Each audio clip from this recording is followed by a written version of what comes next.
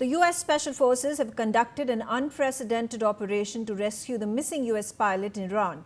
In this episode of NewsX Deep Dive, we are going to go through the footage, explain this entire daring rescue operation and what next in the Iran-US war. This is the first footage of the operation. As per local reports, this was the first instance of American and Iranian forces being in direct combat. In this video, what you can see is apparently the footage of a failed launch. You can also hear booms as a result of the exchange of fire. Listen in.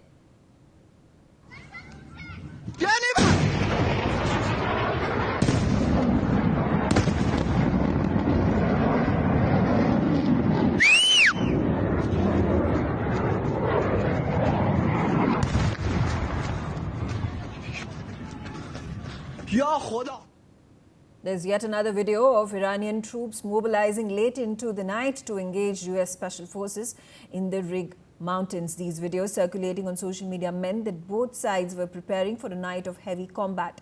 Listen in, take a look.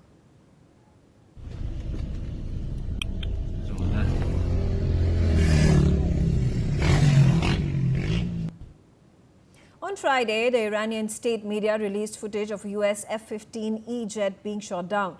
In the video, you can see a U.S. F-15E Eagle aircraft of the U.S. Air Force locked in by an Iranian air defense system. Full video shows the moment of the strike and the aircraft nosediving immediately after impact. The exact location where the F-15E was reportedly shot down were Khogilia and Boer Ahmed and Khuzestan. Khogilia and Boer Ahmed are the mountainous provinces in southwestern Iran dominated by Zagros mountains with steep ridges, forested slopes and deep valleys. The rugged terrain and narrow passes make much of the region remote and difficult to access. Khuzestan province is a low-lying province bordering Iraq and Persian Gulf, categorized by flat plains, major rivers like Harun and vast oil fields. It is one of Iran's most important energy and agricultural regions. There were 2 crew members on board the jet which was shot down. The pilot was recovered in an earlier operation. That operation reportedly included a 10 Warthog aircraft which was hit over the Gulf with its pilot ejecting before being rescued. One helicopter carrying the rescued pilot from the F-15E jet was hit by small arms fire, injuring crew members on board, but it landed safely. The other airman who was in this twin-seater aircraft was missing. What followed was the biggest combat search and rescue operation by the United States. The United States deployed HH-60 PAVE Hawk helicopters, specialized rescue helicopters which were used to locate and extract the ejected pilot from the mountainous terrain. C-130 Hercules aircraft were used to insert special forces and support the rescue mission, including refueling and command coordination for the helicopters. A-10 Thunderbolt II fighters used to provide close air support and protection in case the Iranian ground forces approached the rescue area. And finally, the MQ-9 Reaper drones used for surveillance and locating the pilot on the ground. As per local reports, the U.S. search and rescue operation aircraft were successful in operating deep inside Iran. Here's a video of the C-130 and 2 Black Hawk helicopters flying at low altitude over southern Iran to recover the downed F-15E pilot. The video shot by the residents in Chahar Mahal and Bakhtiari provinces reported the sound of American rescue helicopters overhead. Listen in.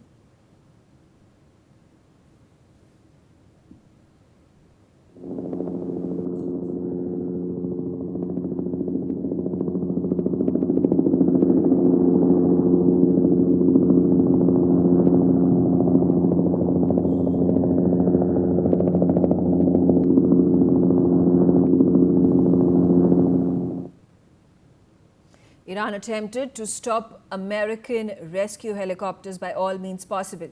This is a video showing an Iranian tribesman targeting USH-3 HC-130J Combat King II plane and HH-60G Pave Hawk helicopters with small arms fire in southern Iran. While most videos showed small arms, this video shows that Iran did succeed in shooting American planes. IRGC claims that the Iranian Faraj Rangers shot down a US C-130 transport plane in southern Isfahan. What you can see on your screens is the wreckage of a charred airframe. So how did the missing airmen manage to remain alive for 48 hours? After the F-15 was shot down, the pilot managed to first hike away from the wreckage. This was challenging because of the terrain, but since it was a mountainous region, he managed to stay hidden from the IRGC forces for 48 hours. The airman then managed to escape to a ridge where he activated the emergency beacon. The ANPRC-112 survival radio is the most widely used SCSAR survival radio. When activated after ejection, it sends encrypted distress signals, and the GPS coordinates then can be detected by rescue aircraft such as the HH-60 Pave Hawk helicopters or surveillance aircraft. Meanwhile, Iran did what it all could. They announced a $60,000 bounty on the pilot and wanted him to be captured alive. One could imagine that if captured, this pilot would have become Iran's biggest leverage in the ongoing war. As per reports, this is the first time the United States has lost multiple aircraft in a combat situation. The rescue mission for the downed F-15E Strike Eagle came at a steep cost. One Strike Eagle itself, worth roughly $60 to $100 million, was lost. Two HH-60 Pave Hawk rescue helicopters were damaged, exposing nearly $80 to $90 million worth of aircraft. The MH-6 Little Bird light helicopter was destroyed, costing about $12 million. The U.S. also reportedly lost an A-10 Thunderbolt II valued near $20 million. Two Lockheed C-130 Hercules transports, each worth up to $100 million, were also lost. Add the possible losses of the MQ-9 Reaper drones and the bill climbs to $410 to $460 million. If additional aircraft like the F-16 Fighting Falcon or Boeing KC-135 Stratotanker were involved, the total could approach $600 to $700 million. So what makes this an unprecedented operation? In one of the largest rescue operations in recent U.S. history, American forces launched a massive multi-domain mission deep inside Iran to save downed pilots. Hundreds of elite personnel, real-time satellite support, and an unprecedented air package turned a routine mission into a historic recovery. The rescue took place more than 400 kilometers inside the hostile Iranian territory, where special operations pushed far beyond the safe lines into one of the most guarded regions on earth, executing a high-stakes raid deep into enemy land. Under complete darkness, the extraction happened in Iran's rugged mountainous terrain, narrow valleys, sheer cliffs and freezing winds. The U.S. forces carried out a perilous night hoist and ground exfil while maintaining total radio silence. The silent extraction suddenly turned into a fierce firefight. As rescuers reached the pilots, the Iranian forces opened fire. The U.S. commandos returned precise fire while securing the aircrew, all under direct enemy contact. This was the biggest rescue air package ever assembled. MH-60 Black Hawks, CV-22 Ospreys, F-35 fighters for top cover, AC-130 gunships and swarms of armed Reaper drones, a full-joint air armada supporting ground teams. Throughout the mission, the U.S. aircraft faced Iran's advanced air defenses, S-300 systems, radars and surface-to-air missiles on high alert. Electronic warfare jets jammed the radars in real time as fighters flew suppression missions. As the team raced to the extraction point, a high-speed chase broke out with pursuing IRGC forces. In a dramatic 20-minute pursuit across rough terrain, the U.S. operators used evasive tactics and drone support to stay ahead until the final helicopter liftoff under fire. All right, joining me on the telecast right now is Wing Commander Bharat Bhushan. He's a former IAF officer. Sir, first up, what do you make of this very complicated complex U.S. operation for rescuing one of their pilots after the F-35E was 15E was damaged.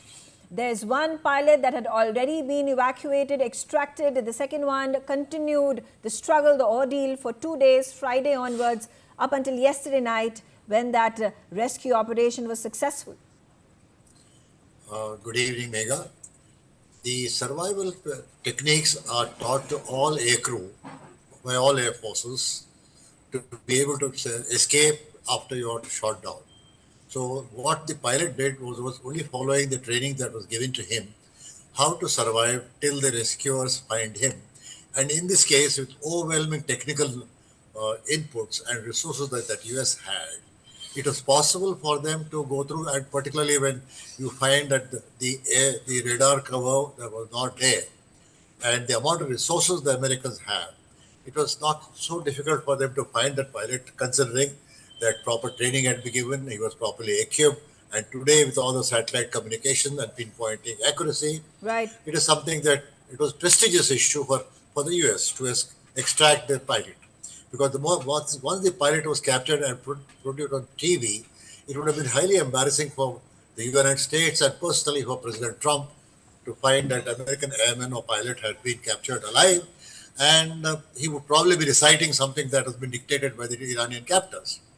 So this is a standard practice that but then the amount of resources the Americans can put into play is unprecedented. Every air force or every army does not have that kind of resources. Yes. And it is But something that also is what a do you relief. make of this? You know, it's being called as deception and escape mission. While there was a team that was being used to fire at the Iranian forces to deceive them that there was a rescue operation taking place in southern Isfahan, while there was a rescue operation taking place in the mountainous region of Isfahan. How do you think, do you think this was the prime reason that the rescue was successful?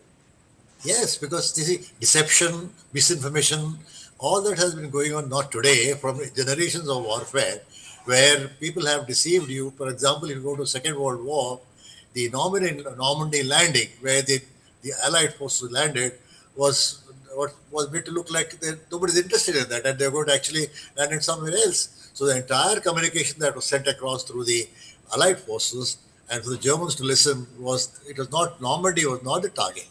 So therefore, this deception technology is a very age-old one, and with all the electronic gadgetry that they have, I suppose they were very effective in making the Iranians believe that the rescue was going on somewhere else. Right, absolutely. Wing Commander Bharat Bhushan, thank you very much for talking to us, giving us your insight into this rescue operation that has saved face for US President Donald Trump. Stay tuned. On the other side, we are going to talk about yet another highlight of the US operation that is only escalating. 48 hours remain for the deadline that US President Donald Trump has set for Iran to open the Strait of Hormuz. Stay tuned.